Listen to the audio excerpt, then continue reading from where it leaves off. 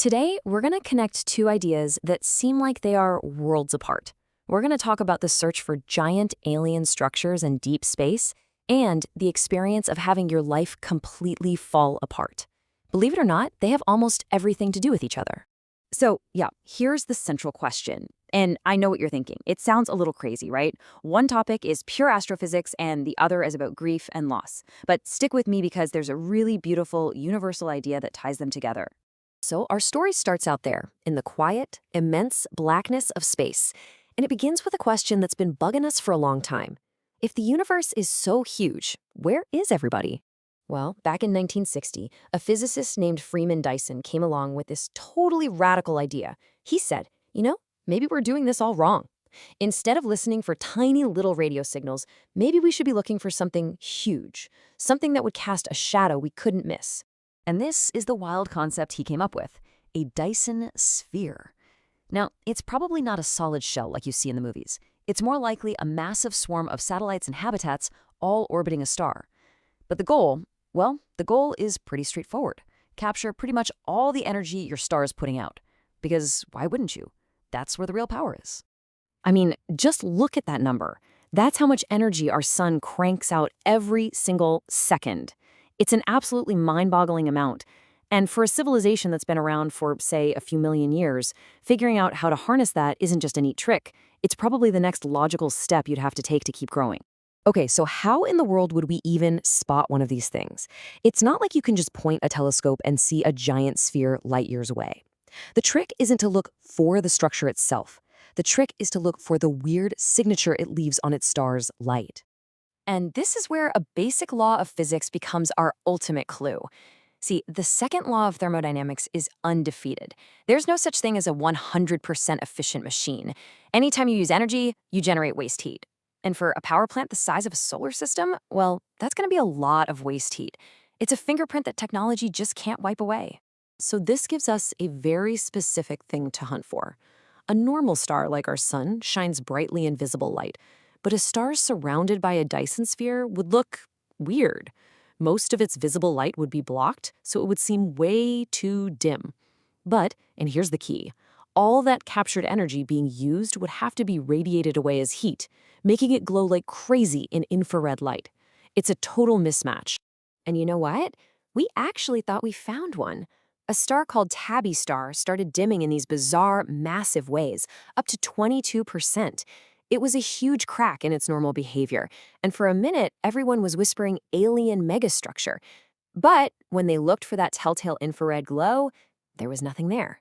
So the search goes on, for a star that isn't just cracked, but one that is also glowing with that hidden light. Okay, now let's take that whole idea of a crack and a hidden light and bring it down to Earth.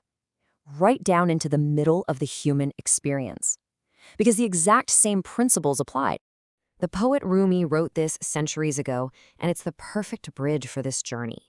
This idea that the break itself, the wound, isn't the end. It's actually an opening.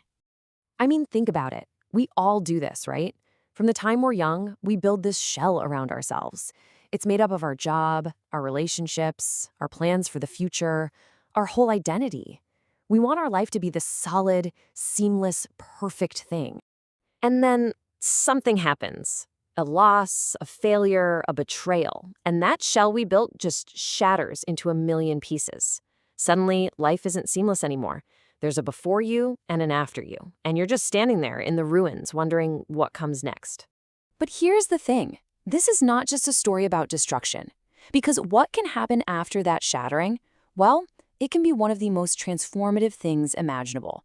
It's about finding the gold in the cracks.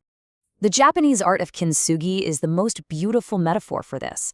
When a valuable piece of pottery breaks, they don't just glue it back together and hide the seams. They painstakingly piece it back together and then fill the cracks with gold lacquer. The whole philosophy is that the bowl is now more beautiful because it was broken. Its scars are part of its story. And this gets at the fundamental choice we face. You can remain broken, defined by what you lost, trapped in the past. Or you can be broken open. And that's when the pain, instead of making your world smaller, actually expands your capacity for everything, for empathy, for wisdom, for compassion. This is the gold that fills those cracks. This is the light that emerges. It's the wisdom you gain when you realize you survived something you thought would destroy you. It's a deep compassion because you now understand how fragile we all are. It's a true resilience, that voice deep inside that says, I can get through this. And maybe most of all, it's a deep gratitude for right here, right now. So let's bring it full circle. A search for shadows around a distant star, and the search for light within ourselves. How can these possibly be the same thing? Well, that search for a Dyson sphere, it's more than just looking for aliens. It's a search for cosmic maturity. It's looking for evidence that a species can figure out how to live and grow on a scale we can barely comprehend. And in exactly the same way as the author Elizabeth Lesser says, it's those terrible times we go through that break us open and allow us to become who we were really meant to be. It's how we achieve our own kind of maturity. And that's the connection. They're reflections of each other. The astronomer looks for a crack in the pattern of a star, hoping to find the hidden infrared light of a mature civilization. And the human soul, when cracked open by life, has the chance to find its own hidden light. Wisdom, compassion, resilience. In both cases, the light is only revealed because of the break. Which leaves us with one last thought. We look out at the silent cosmos, or into the painful silences in our own lives, and we think it's just emptiness. But what if it's not? What if that silence, that brokenness, isn't an absence at all? What if it's an opening, just waiting for the light to come pouring in?